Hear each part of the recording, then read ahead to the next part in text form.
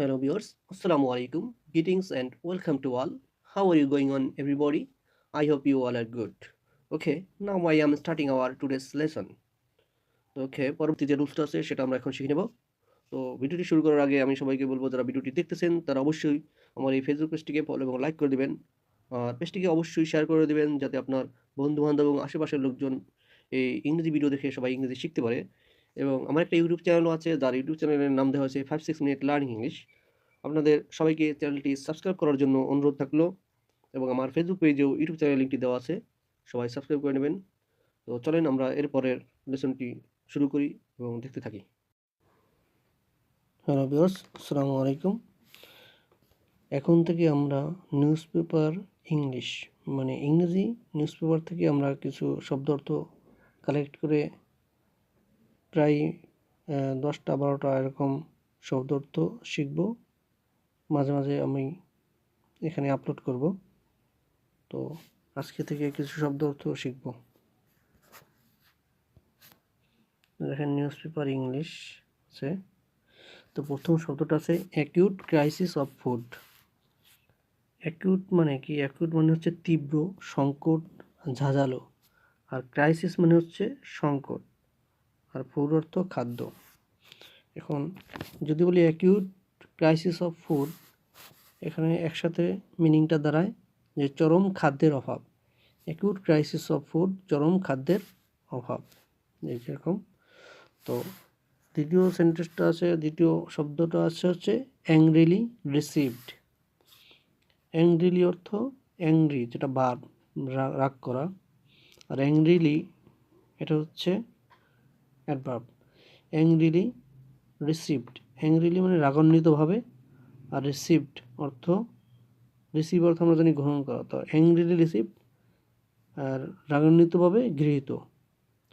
Receive মানে যেটা গ্রহণ করা হয়ে গেছে সেটা আর কি। এই জন্য একসাথে যদি বলি অ্যাংরিলি রিসিভড, রাগান্বিতভাবে গৃহীত। অ্যাংরিলি রিসিভড, রাগান্বিতভাবে গৃহীত। অটোপসি, অটোপসি অর্থ ময়না তদন্ত। অটোপসি মানে ময়না তদন্ত। অ্যাপ্রাইজ, যে অ্যাপ্রাইজ, অ্যাপ্রাইজ মানে অবগত করানো অথবা কাউকে জানানো। অ্যাপ্রাইজ অর্থ কি? অবগত করানো অথবা জানানো, কোনো একটা ঘটনা কাউকে জানানো, এরকম। অ্যাবিউজ অফ পাওয়ার, এই যে এখানে আছে অ্যাবিউজ অফ পাওয়ার। অ্যাবিউজের দুইটা অর্থ আছে। অ্যাবিউজ অর্থ, একটা অর্থ হচ্ছে গালিগালাজ করা, আর একটা হচ্ছে অপব্যবহার করা, অ্যাবিউজ। আর পাওয়ার অর্থ ক্ষমতা। তাহলে অ্যাবিউজ অফ পাওয়ার, আমরা একটা শব্দের কয়েকটা অর্থ থাকতে পারে, তো যখন যে অর্থটা লাগবে তখন সেই অর্থটা আমরা নিব আর কি। অ্যাবিউজ অফ পাওয়ার একসাথে বললে ক্ষমতার অপব্যবহার। তো পরের শব্দটা হচ্ছে অ্যাসাইলাম। অ্যাসাইলাম অর্থ আশ্রয়। অ্যাসাইলাম আশ্রয় অথবা রাজনৈতিক আশ্রয়, যে আশ্রয় অথবা রাজনৈতিক আশ্রয়। তারপর হচ্ছে অ্যামিউনেশন। অ্যামিউনেশন, অ্যামিউনেশন মানে গোলা বারুদ। অ্যামিউনেশন মানে গোলা বারুদ। তারপরের শব্দ হচ্ছে along people budget. Along people budget অর্থ হচ্ছে জনগণকে সাথে নিয়ে, যে জনগণকে সাথে নিয়ে, অ্যালং পিপল বাজেট। পিপল অর্থ, পিপল বানানটা ভুল দেওয়া সেখানে মনে হচ্ছে POPLE হবে, এখানে POPLE হবে। তো অ্যালং পিপল বাজেট, জনগণকে সাথে নিয়ে। আর এগুলো আলাদাভাবে যে অর্থ বলি, পিপল অর্থ লোক সংখ্যা অথবা জনগণ, অ্যালং অর্থ বরাবর এরকম বোঝায়, আর বাজেট অর্থ তো বাজেট এরকম কিছু বোঝায়।